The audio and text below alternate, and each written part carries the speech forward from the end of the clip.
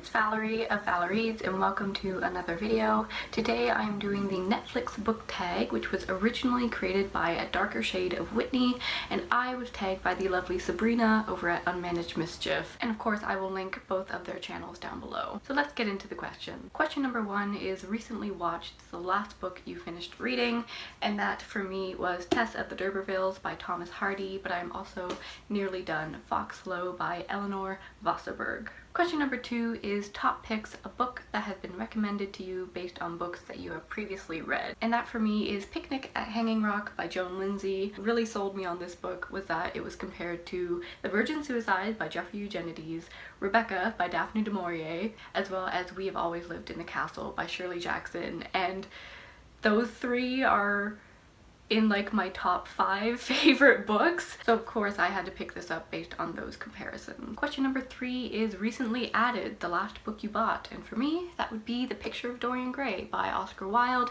I had the Penguin English Library edition, but it just wasn't really doing it for me, and I think this edition is very sexy and alluring, which is what The Picture of Dorian Gray is for me. Question number four is popular on Netflix, books that everyone knows about.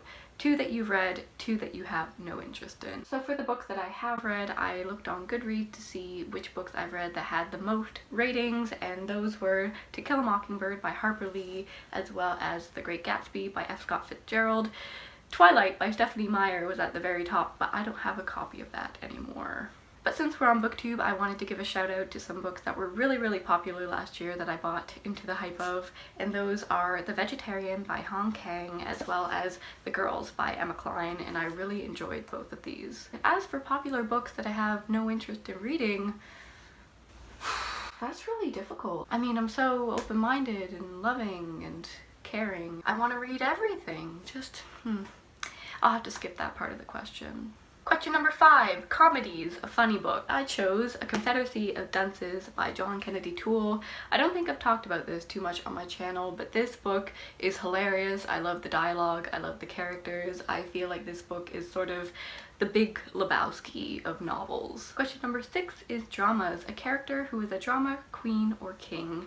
And immediately Holden Caulfield from The Catcher in the Rye came to mind. He's just a little whiny baby, and I love him, and drama follows him wherever he goes. Question number 7 is animated, a book with cartoons on the cover, and for that I chose Persepolis by Marjane Satrapi, not only because it is a graphic novel, but because it was turned into an animated film, which is one of my favorite films of all time, and I think it is much better than the graphic novel. Question number 8 is Watch It Again, a book that you want to reread, and I'd love to reread all of my favorites. I would love to fall back into those worlds and stories that I loved so much. But I'd also like to reread books that I read in my younger years that I didn't really get on with that well or didn't really understand, so I'd specifically like to reread Wuthering Heights by Emily Bronte and Cat's Cradle by Kurt Vonnegut. Question number 9 is documentaries, a nonfiction book you'd recommend to everyone, and for this I chose So You've Been Publicly Shamed by Jon Ronson.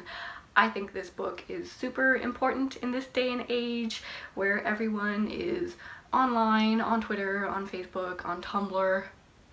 Everyone is so quick to jump down someone's throat when they make a poorly timed or poorly worded joke, or they misspeak, or there's a certain misunderstanding.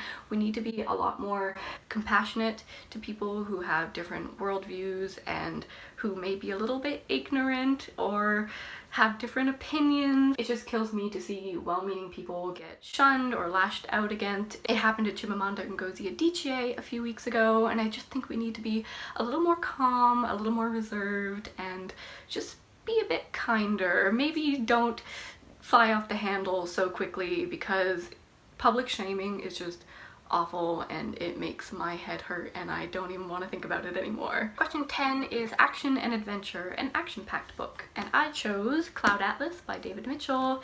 Not only does this story involve action and adventurous elements, but there's just so much going on in this book because it follows 6 different protagonists. So even when there's not an action scene going on, your mind is just reeling trying to keep up with all these different storylines. Question 11 is new releases, a book that just came out or is coming out soon that you can't wait to read. And I am super excited for Celeste Ng's second novel called Little Fires Everywhere. I believe it's coming out in September, but I really enjoyed her debut novel, Everything I Never Told You.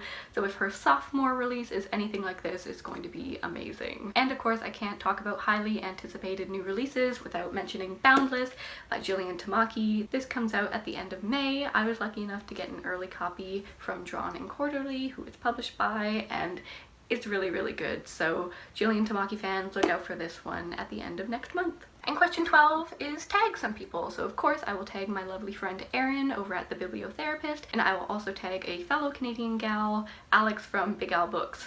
You've been tagged. So thank you for watching this video. I hope you enjoyed it, and I will see you in the next one. Okay, bye!